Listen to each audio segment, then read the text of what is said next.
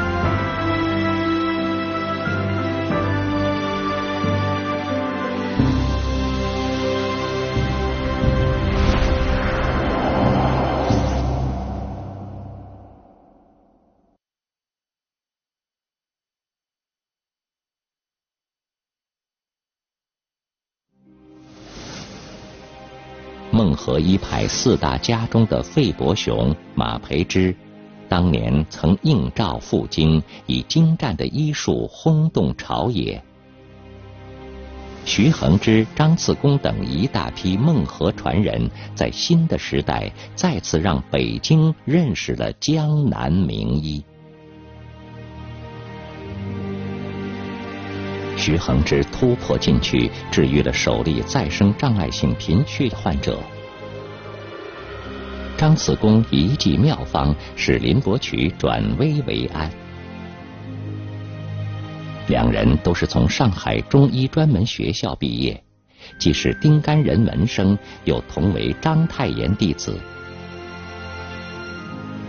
他们是孟和医派的新生代，认为中医的前途在于发黄古意，融会新知。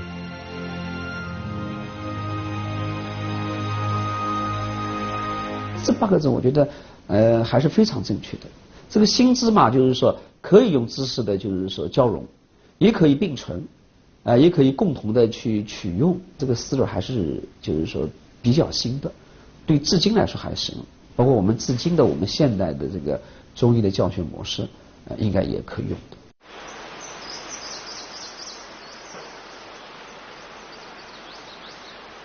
徐恒之出生于常州城内的一个殷实人家。26岁时，在父亲的支持下，他变卖了家里的房产，凑足经费，在上海霞飞路及今天的淮海路上创办了上海国医学院。此时受丁甘人办学影响，上海中医专门学校的早期毕业生已分别在上海及外部兴办了多所中医学校。徐恒之可以说是最为痴迷的一位。他毕业后又师从国学大师章太炎，与中西医汇通派代表人物运铁桥也是亦师亦友，曾在铁桥中医函授学校任教。他还和中医同道陆渊雷、张次公在发黄古意、融会新知方面志同道合，并将这8个字用作了上海国医学院的校训。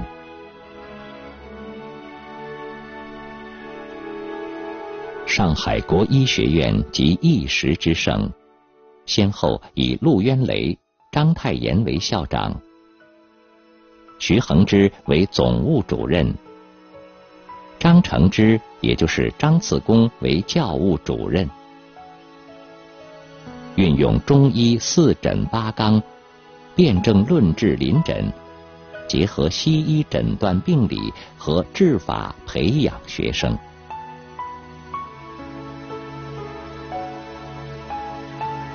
这是上海国医学院民国20年及1931年的毕业纪念册，上面记载毕业典礼由学院董事、著名法学家董康颁发文凭。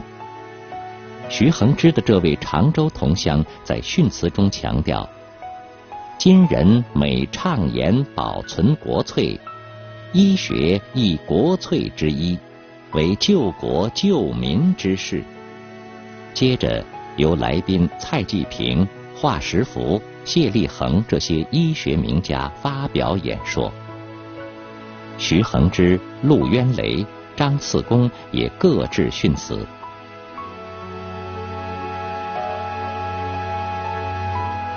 徐衡之语重心长地说：对于诸位同学相处多年，平时差不多无话不谈，所有的吃饭本领差不多和盘托出交给诸位了。他叮嘱大家要多记方子，研究学理。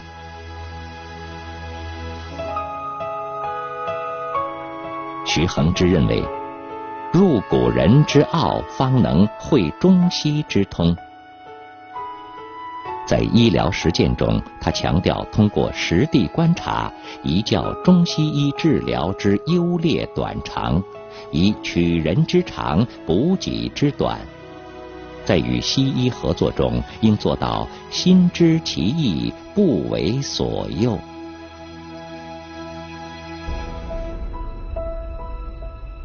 在老三校外办得最具规模的，要数徐衡之等人的上海国医学院。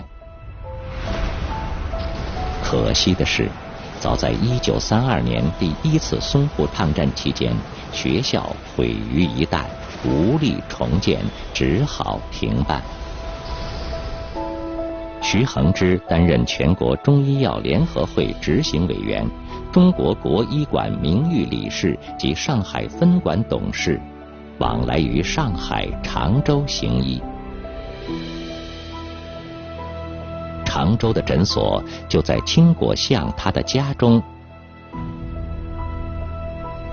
抗战前，国学大师赵元任带着夫人回青果巷老家，曾来过他的诊所，还留下了这张照片。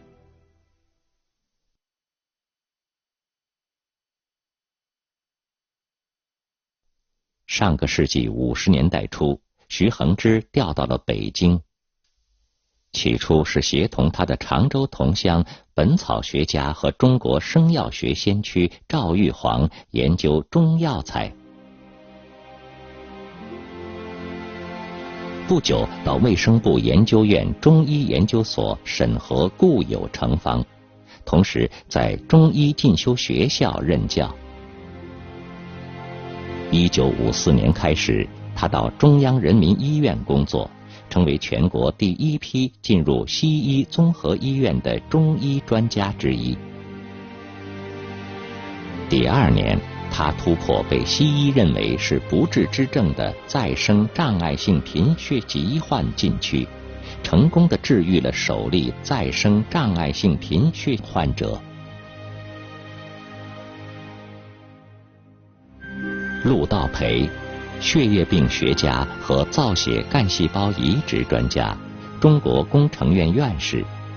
他在《中医血液病学的宗师》一文中写道：从徐老开始，才重新认识传统中医学中的血液疾病，借助现代医学中血液病的含义、知识和手段，去研究传统中医学并加以发展。毫无疑问，这个领域当推徐为宗师。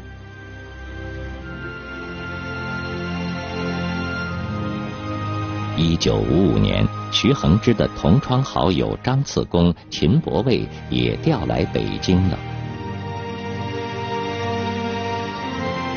张次公，江苏镇江人，与徐衡之、丁继万同龄，也是1903年出生。早在上海中医专门学校学习时，他就以博览群书、敏悟过人而深受丁甘人的器重。经方大师曹颖甫曾说，众多门人中，得我心传者，唯次公一人而已。张次公也曾拜章太炎为师，学习国学，对中华传统文化的文史哲医均有精深的涉猎，对中药学有研究，并能够在学术上自成一家。张老师呢，他是认为不论你经方派、史方派，你都要融合起来。因为我给他抄方题呢，他你看得很爱，他有时候不必一味一味讲的，就什么汤你写出来，不是一味一味讲的什么汤，然后讲加什么接什么，他是比较严格的。种类药物当中呢，他用的是很多的，对种类药物呢，他是在中医当中呢是受伤的。张明全，浙江嘉兴市名老中医，上海中医学院毕业，曾师从丁继万、张次公。他早年发表的《丁继万与张次公两先生面面比较》一文，对两位老师颇多刻画，其中写道：不知道丁继万3个字的就不能算地道的上海人，不知道张次公3个字就不能算前进的中医。金刚人的这些学生呢，我觉得都有一种海派精神啊。海派精神的特质是什么呢？就是兼收并蓄啊，包容啊。你有什么好的技术，我尽量的跟你学啊。你像张次公，在他的书里面，在他的这个有本著作药物学，他的作为教材呢，吸收了很多当时的一些西医学的一些知识、一些理论在里面，然后药理方面也展现了这一点啊，很多新的知识都容纳到里面，所以这个思想是非常开放的啊。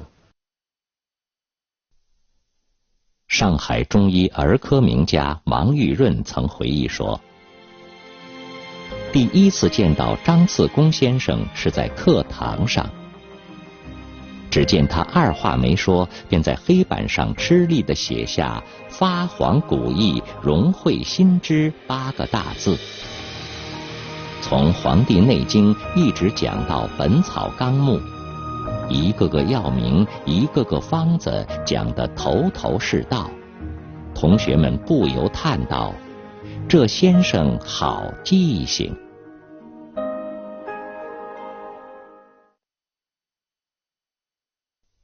张次公之所以有好记性，在于他精研医书经典及诸家学说。用药则博采众方，注重实效。张老呢，就对这个杂病啊，内科的杂病，这个病人比较多啊。譬如我们有个病人，他是血血虫病的肝硬化，这个来的时候已经肚子很大很大了，这来的时候很不方便，但是经过张老的这个治疗以后呢，效果比较明显，他这个腹水都消掉了，这肚子都瘪下去了。还有一次呢，就是说一个病人呢是从绍兴来的啊，是患了这个姜片虫啊，这个肚子也是很胀，这个消化很不好。那是一个小孩啊，张老呢就根据这个地区啊，姜片虫很多，所以治疗这个姜片虫治疗以后呢啊，这个姜片虫呢是拉下来了。在繁忙的医务和教学之余，张次公还参加了经社的活动。这是经秦伯卫、陈存仁提议，由谢立恒出面成立的一个以文会友的组织。活动以吟诗作画最多，成员中绝大多数为孟和医派传人。又以张次公与秦伯卫、程门雪、严苍山、盛心如、张赞臣、于洪孙、陈存仁等8人最具风韵，因而称为精舍8才子。精舍8才子，人人都能写文章，文采非常好，而且里面有几个的书法也特别好，还有几个画画也画得特别好。你像那个张次公，一笔书法写的是非常非常漂亮，经常以办酒社结社这种方式进行交流，加深友谊，切磋这个遗迹。张次公、秦伯蔚来到北京以后，除了担任卫生部中医顾问，还是中央保健局中南海保健医生。我的师说就张次公先生吧，他这个临床那就是这个可以讲就很高明的，因为我的老师呢是学术方面的著作当然是比次公先生要多，但是从临床这方面呢，次公先生呢可能比我老师呢这个他看病就说是看得更多。张次公到任不久，就遇上了一个疑难杂症。时年69岁的中央人民政府秘书长林伯渠，在前列腺手术后恶逆不止，逐渐加重，既不能进食，又不能正常睡眠休息。经苏联与国内医学专家多法治疗无效，已2次下达病危通知书。毛主席说：“不是上海来一个医生吗？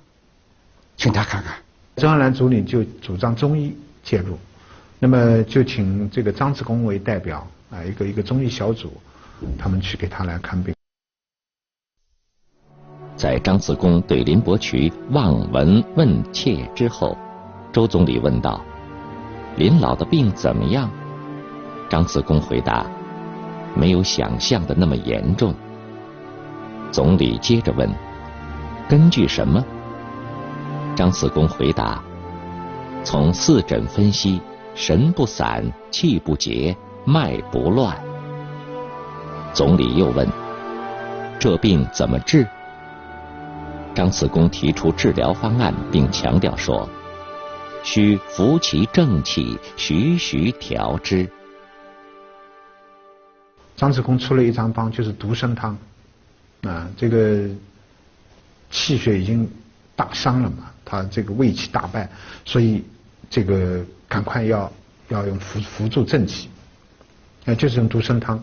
后来林老这个情况就好转了，好转以后这个非常高兴，总理也非常高兴。总结的时候的呢，有西医医疗组、中医医疗组，大家总结了以后嘛，发生一点小的事情，说西医家这个病人成功是西医有功，中医家这个病人最危切的时候还是用中药有给他抢救成功的。然后总理就说了，他先说中医好，这么一句话一说以后，西医的不高兴，那么你说中医好，他是又说西医也好大家都有点高兴，但是你既说这个又说那个都是好，那不是和稀泥的吗？最后总理说中西医结合更好。此前卫生部成立中医研究院，已从江苏等地抽调去了一批专家。上海中医老3校的一些毕业生考取北京医学院学习西医，也聚集到了北京。王希明就是其中一位。1957年从北京医学院毕业，他被分配到徐恒之的部门工作了5年。所以这一段时间呢，是同徐恒之老先生同这个张次公老先生呢接触都比较多，所以那个时候我们在人民医院呢像许衡之老先生呢，也学习了血液病方面的很多知识。我们张老喜欢的是用虫类药物，在虫类药物这个治疗方面呢，有很多成就啊。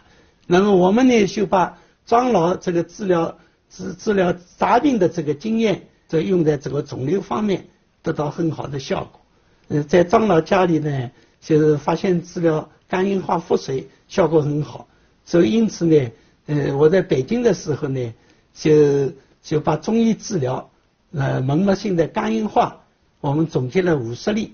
那么张老的这个医案呢，因为我收集的比较多，所以最近呢，我有一段时间呢，能够把它这个总结了1256例啊，这个医案，这总结成功这个近80万字。国学大师朱良春是张次公的得意门生，深得其真传，并获赠一方印章：儿女性情，英雄肝胆，神仙手眼，菩萨心肠。这实际上是恩师对他医德医术的期望。在张次公100年诞辰纪念会上，朱良春的发言题目就是发黄古意，融会新知，并且提到1956年毛主席曾2次约张次公畅谈中医学中消，提了不少疑问，先生均能对答如流。主席高兴地说：“难得之高士也。”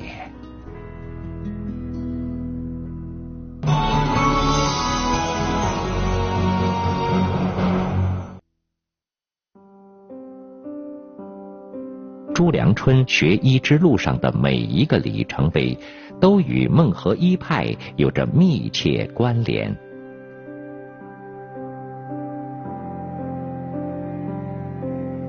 孟河镇河庄南路38号，马惠清的住处和诊所，也是朱良春最早学医的地方。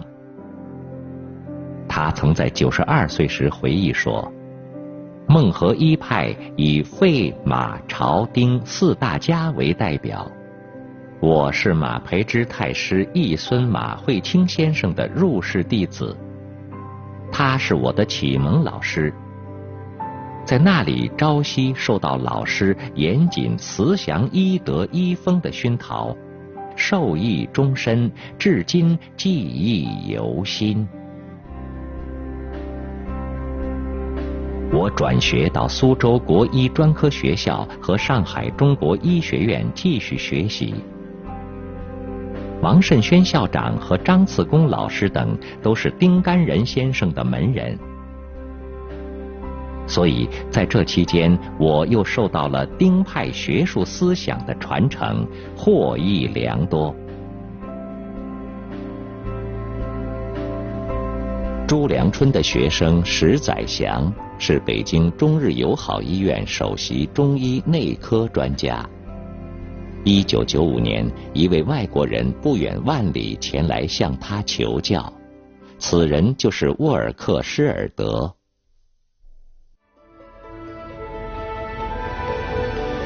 沃尔克施尔德迷上了汉语和中医药，还给自己起了个中文名字蒋希德。这位德国籍的剑桥大学博士、伦敦大学博士后、伦敦威斯敏斯特大学研究员，从欧洲到美国再到中国，为的是进一步学习中文和中医。他了解到中国有一个自古延续至今的医学流派孟和医派，便产生了浓厚兴趣。从上个世纪90年代起，他开始潜心探寻孟和医学的源流。蒋希德来到中国，一路上总是能够得到孟和医派传人的倾心相助。史再祥不仅向他传授中国医学，还将这位杨弟子引荐给了在南通的恩师朱良春。From 1999 to 2002, I was a Wellcome Trust postdoctoral research fellow at SOAS here in London. And the particular research project that I carried out at the time was to explore the history of Chinese medicine by looking at a particular medical lineage located in the Shanghai, Nanjing area in China. And as it turned out, this particular medical lineage was really extremely important and influential in the development of Chinese medicine, in particular over the last 100 years in the 20th century. It set up, for instance, some of the earliest and most influential medical schools in Shanghai in 1916, and out of it developed the modern Chinese medical universities. 南通与上海隔江相望，那里是孟和医派的圣地，弟子门生更多。蒋希德到了上海，如鱼得水，正式展开了对孟和医学的研究。这期间，他每遇到一个中医，都要问起孟和。当他陪同妻子到上海中医药大学附属龙华医院看病时，也向接诊的内科主任医师丁一鄂提出了这个问题。他说呢，你知道不知道孟和呢？哎，我说我知道啊，我知道。那么我说你对孟和医家有什么了解？那么蒋希德说孟和是一个很有名气的医派啊，在江南地区也是赫赫有名的。我现在就作为以孟和医派为重点来写一个中国近代现代的医学发展。那么我说你知道孟和有哪些医生啊？他说孟和嘛有四家医生啊，姓费、姓马、姓曹、姓丁。我说你坐在你前面是谁呢？他说你是丁大夫呀。那么我说我就是孟和丁家的后代。哦，他开心死了，他跟我再次握手。他说哎呀，太好太好了。丁一鄂的曾祖父就是孟和四大家之一的丁甘仁。丁一鄂的祖父丁仲英、父亲丁继民、堂伯父丁继万都是孟和丁门的杰出医家。他本人则是丁甘仁家族第4代在国内唯一健在的一位。从北京医学院毕业后，转而研习中医。先是师从费伯雄，再传弟子邹云祥，而后跟随在上海龙华医院任副院长的父亲学习，深得孟和医学的临床精粹。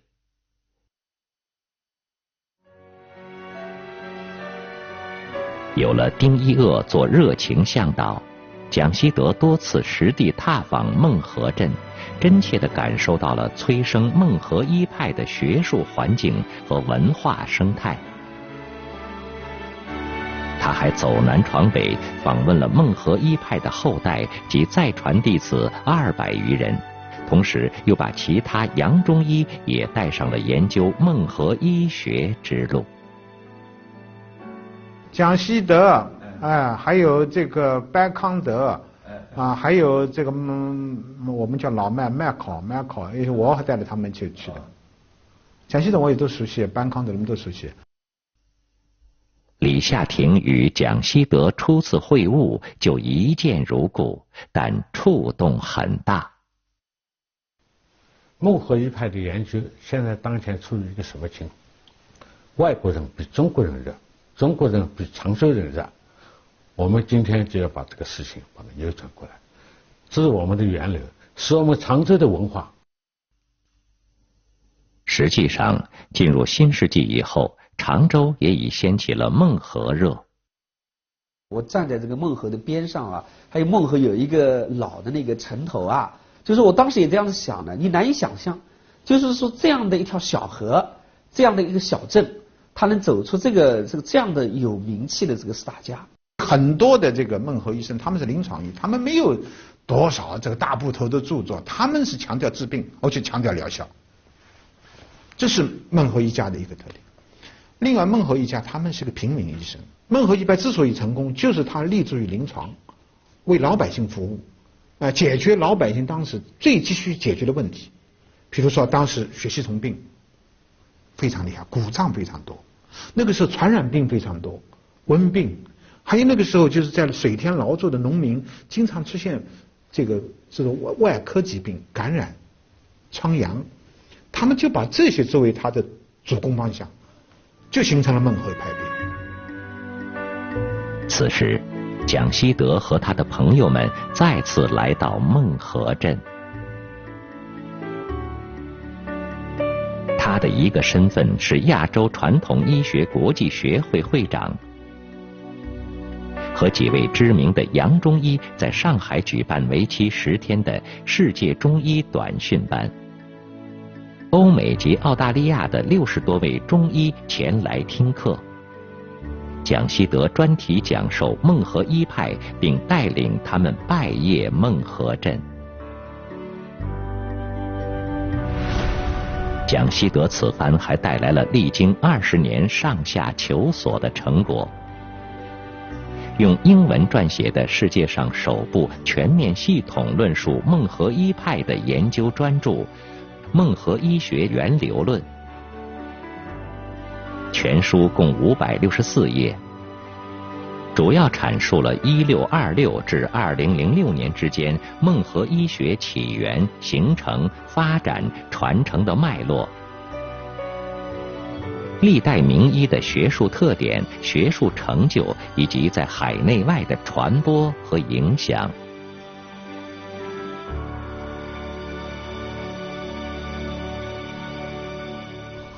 作者呢也费尽艰辛，因为他是一个外国的学者，但是呢，我非常佩服他的那个治学的严谨。那确实是有的资料呢是甚至于丁家内部的资料，作为我丁氏的后人都不了解，但是他提供出来了，而且告诉我们什么证据。蒋希德说，我想通过这本书告诉世界，孟和医派了不起，孟和医家了不起。我认为孟和医派创造了一种可贵的模式，对当今中医发展有很好的启迪作用。那么他在全世界呢，就是崇扬的孟和医派。那么他说，以前在欧洲、在美国，没人知道孟和医派。他的学生啊，在美国的一些影响呢，把孟和医派推到了很高的高度。孟和弟子从清末就陆续走出国门了，在这方面，丁干人的后代及弟子又走在了前头。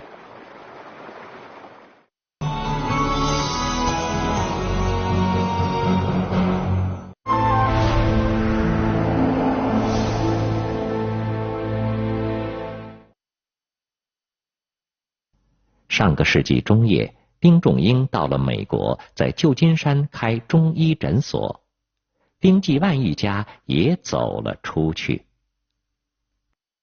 我姐姐是医生，我另外哥哥是医生，还有一个哥哥也是医生。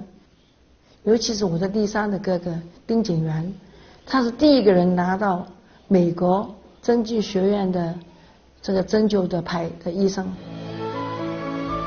丁景元定居美国后，促成纽约州政府对针灸的立法，曾出任美国东部针灸医师工会理事长、纽约市中医顾问。另外，丁继华的长子丁景孝、女儿丁和君也在美国从事中医。丁继南的养女在美国佛罗里达州开设了一家中医学院。丁一鄂虽然在上海行医，但多年来也在从事向海外推介中医药的工作。在100年前，我们的先贤丁甘仁先生呢，从孟河先走到苏州，然后走到上海，使这个孟河一派呢名震大江南北。上世纪这个40年代、50年代的时候呢，又有大量的这个孟河一派传人呢，又到海外去发展，到美国、到英国等地去发展去。但是我们呢，这个学会的想法呢，就是也迎着丁甘仁先生的足迹，与他的弟子的足迹呢，能够呢，从上海再扩展到海外，能够呢在海外呢也能够培养一些我们正宗的这个孟河一派的传人。蒋希德曾在浙江中医药大学的一次演讲中提出，人文社会科学可以为中医学的发展做出贡献，认为最有说服力地表达了以上观点和价值的是谢立恒的《中国医学源流论》。书中说道，人体有强弱老少，疾病有新久轻重，气候有寒暖燥湿，水土有刚柔缓急，此属于情形之变，则急药成方，因方配药，各随所宜，不可局限于一个途径。蒋希德说，我们依照谢立恒的观点，而非20世纪的西医现代化观点，才能更好地发展迅速全球化的中医。同样，在传承与弘扬孟河医学的时候，也要着眼于其精神实质。我认为这个中医的最重要的精神是人文关怀，是疗效。就像我们现在学这个孟河一派，不是说简单的拷贝他的说的话，学他的这种形式，我们关键内容。平民意识、全科思想，还有人文关怀，还有宽容、兼容并蓄，发黄古意，融会新知，像这些都是孟河一派的精髓。发黄古意，融会新知呢，它还不简单的就仅仅停留在融会新知上，他还希望最终的结果要这个创造出一个新的中医来。那这个新的中医要从我们现在的认识来讲，它就是具有中国特色的一个新的医学体系啊。And these research projects look at the development of traditional medicine in East Asia, so going beyond China. The particular topic of the latest research project is beyond tradition, and the idea here is really to explore, get away from the tradition-modernity dichotomy that really dominates our approaches to these kind of medicines, and also going beyond the nationalist framework, in the same way that we wouldn't look at biomedicine by calling it French medicine or German medicine. I think the same applies to East Asian medicine. Even though it comes from China, it really has gone beyond there to other East Asian countries and now the rest of the world, and changed accordingly. 蒋希德仍在一如既往地传扬孟河医学，他正在做的一件事是将费伯雄的名著《依纯圣义》翻译成英文。他说，他要用这部孟河医派的代表作来向世界传播中华医学的真谛。